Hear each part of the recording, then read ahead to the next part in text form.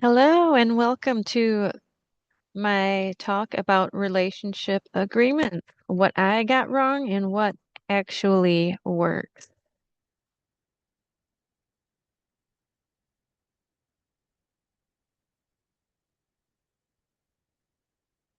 All right, this is Brenda Bennett. I am a professor of communications and humanities. I work for three different colleges. I have a Master of Applied Communication, a Master of Liberal Studies in American Culture, and a Bachelor of Social Sciences.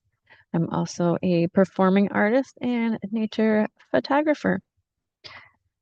I've done live presentations the past few years for the Open's Week of Visibility, and this year I still wanted to do something, so this is a pre-recorded presentation, though you're welcome to reach out to me. And I am going to go over how to form or some ideas of how to form a relationship agreement without the control piece and why boundaries build stronger polyamorous relationships. So often we think if we control something that it brings security. So we feel sometimes the need to try to control our surroundings and others and things to feel secure. But when in actuality, it's autonomy, communication, and trust that brings security. So when people feel unsafe, they tend to create rules. So they'll say you can't, you must, you're not allowed to do this. And so people will tell you that if they're feeling unsafe about something, and then you yourself might also have an inclination to create rules. So this is what is known as the rule reflex.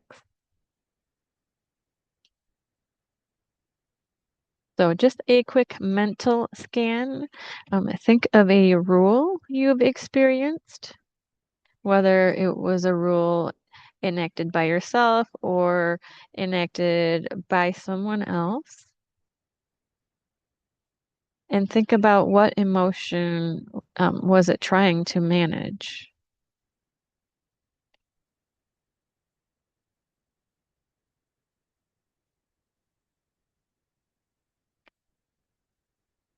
So, what some research shows is that in consensual non-monogamy, relationships are maintained primarily through communication and negotiated agreements rather than rigid enforcement structures. Um, so, in a study in 2010, participants emphasized flexibility and ongoing negotiations versus rule adherence.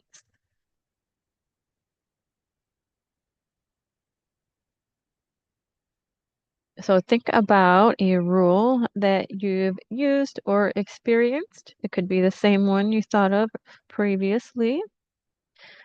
And what was that fear underneath that rule? There's an underlying feeling there. So the rules are just bringing out what that insecurity might be.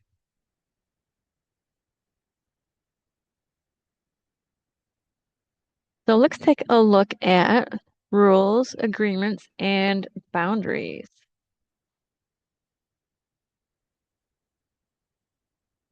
A rule controls others.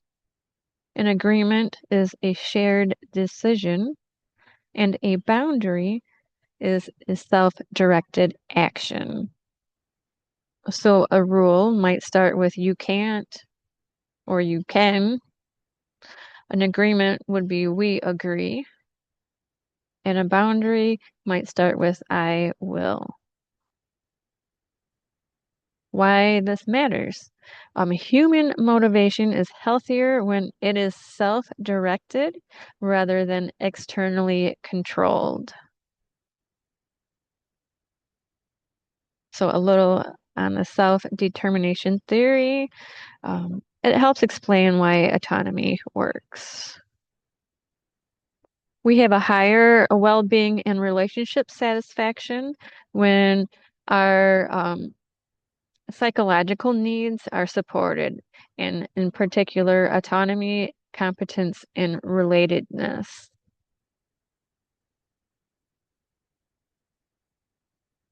So just a moment of identity reflection.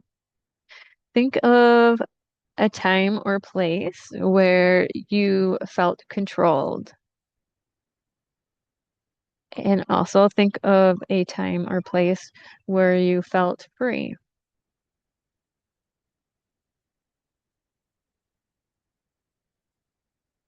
So where do I feel controlled?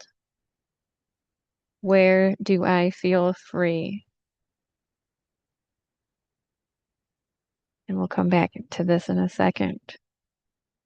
So instead of what rule do I need, we're going to shift our communication mindset to asking, what am I trying to feel safe about?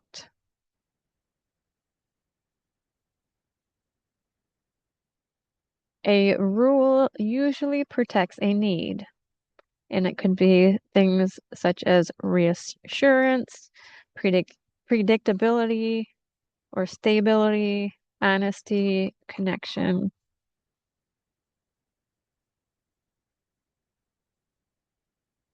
And constructive communication patterns and repair processes are stronger predictors of relationship stability than avoidance or control strategies. So, again, the control aspect is not a good predictor of relationship stability, even though we may try to make it that way, or we would hope or wish it could be that way.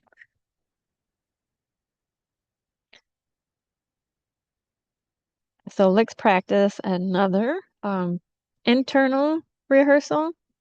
So this, you've seen this before probably. When this happens, I feel this way. Um, so this is used in like counseling or good ways to open fields of communication with others. It, here we're going to go one step further and then state, and I need this. So take that one step further and let that person know what you are needing at that point. So when this happens, I feel this and I need this. So let's talk about turning rules into boundaries. This is the transformation model. So a little control check. Ask yourself, am I trying to influence someone else's behavior or clarify my own limits? If it depends on changing what they do, you're likely in a rule territory. If it stays focused on what you will do or choose, it's likely a boundary. So convergence, let's talk about what we can do. So across studies of consensual non-monogamy, communication is a predictor of satisfaction. Autonomy is a predictor of trust, and negotiation is a predictor of stability. So I put these letters in blue. This is what we can do. Communicate, be autonomous, and negotiate. These things will bring satisfaction, trust, and stability. So think about to your back to your opening example or those first few where you felt safe, not safe, um, How has your understanding changed since we started this past few minutes?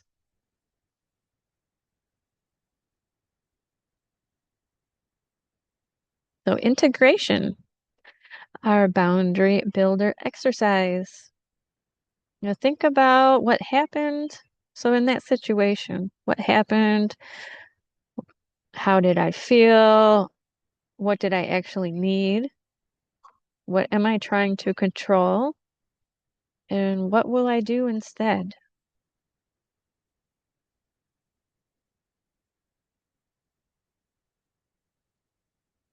So focus on self.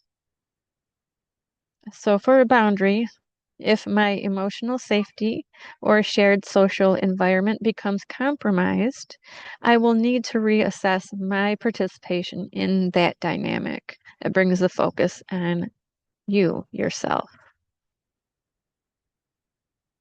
And here are, I'm going to go through some more examples of how to change the rule into an agreement or a boundary. So here are some common ones that we see with non-monogamous partners. Sexual exclusivity. So a rule might be you can't have sex with new partners without my approval. An agreement might look like we agree to disclose new sexual partners before becoming sexually active again. And a boundary, if I feel I don't have enough information to consent to sexual contact, I will pause sexual intimacy until I do. Sleepovers. A rule would be you can't sleep over at other partners' homes. An agreement, we agree to communicate in advance when sleepovers are planned. And boundary, if frequent overnight absences reduce my sense of connection, I will need to revisit how I structure this relationship. So you can see how the agreements are working together and the boundary is focused on self. So those are both good areas in which to have um, some relationship, you know, contracts, or you want to stay in the agreement and boundary rather than rule, um, because that's kind of a negative connotation of controlling. And as I shown earlier, that control does not bring stability or satisfaction in a relationship. Another example is emotional attachment. So a rule or control might look like you can't fall in love with someone else.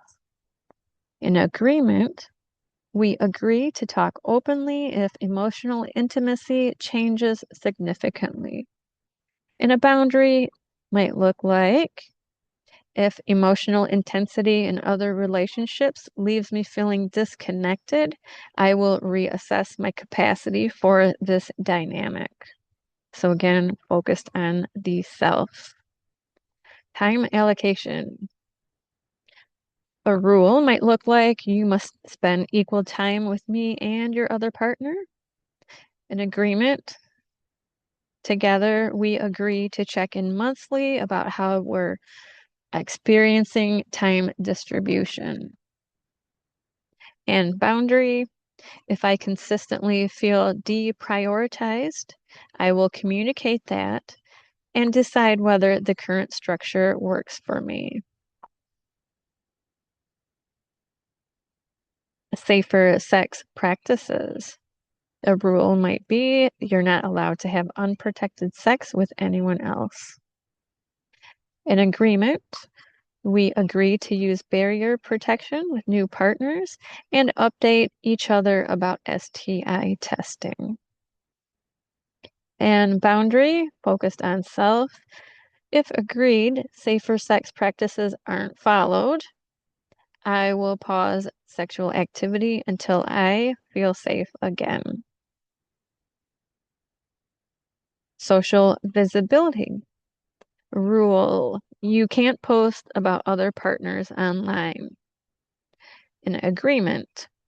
We agree to discuss comfort levels around social media visibility. And a boundary, if public visibility of other relationships affects my emotional safety, I will choose not to engage with that content or possibly reassess my participation in the relationship. And these are just examples. Here are references from some of the content and information. And in closing thought, research in consensual non-monogamy consistently shows that relationship satisfaction is more strongly associated with communication quality, negotiation, and autonomy than with rigid enforcement of behavioral rules. The self-determination theory further suggests that autonomy-supportive environments are associated with greater well-being and relationship functioning. When you notice a rule impulse, to rewrite it to build autonomy, communication, and trust. Remember to use your shared agreements and self-directed boundary.